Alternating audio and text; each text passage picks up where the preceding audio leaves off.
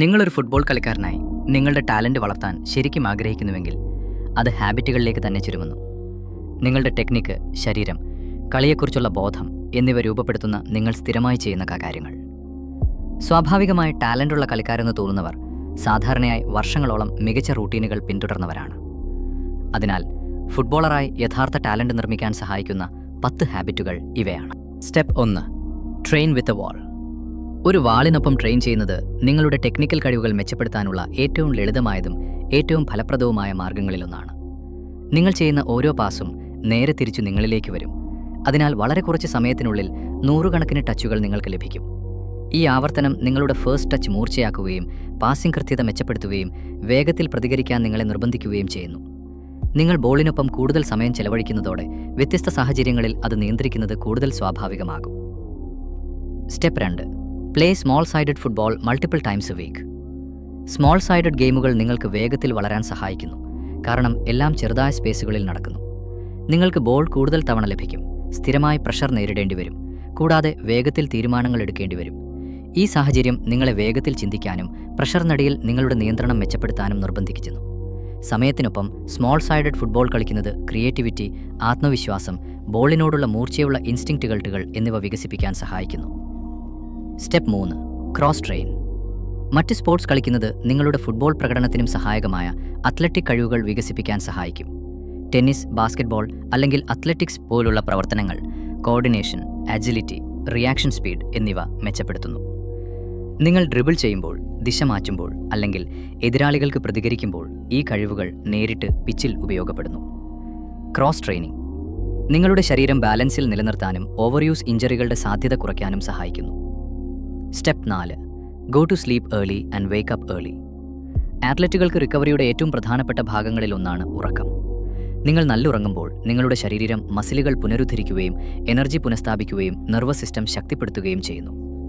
സ്ഥിരമായി മതിയായ വിശ്രമം ലഭിക്കുന്ന കളിക്കാർക്ക് കൂടുതൽ ശക്തമായി ട്രെയിൻ ചെയ്യാനും മത്സരങ്ങളിൽ കൂടുതൽ ഷാർപ്പായി തുടരാനും കഴിയും.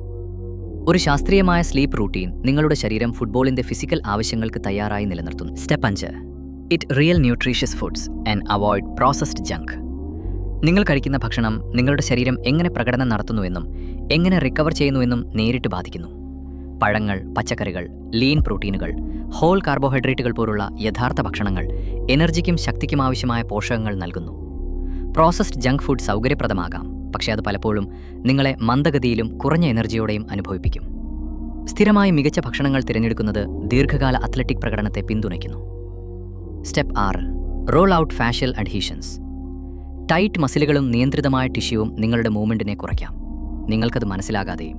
ഫോം റോളറുകൾ അല്ലെങ്കിൽ മസാജ് ബോളുകൾ പോലുള്ള ടൂളുകൾ ഉപയോഗിക്കുന്നത് ടെൻഷൻ റിലീസ് ചെയ്യാനും ഫ്ലെക്സിബിലിറ്റി മെച്ചപ്പെടുത്താനും സഹായിക്കുന്നു.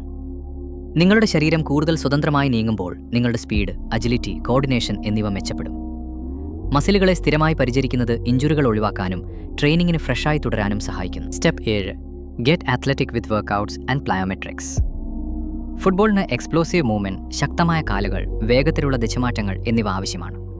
സ്ട്രെങ്ത് ട്രെയിനിങ്ങും പ്ലയോമെട്രിക് എക്സസൈസുകളും പവർ, ആക്സലറേഷൻ, ജമ്പിംഗ് കഴിവുകൾ എന്നിവ വികസിപ്പിക്കാൻ സഹായിക്കുന്നു.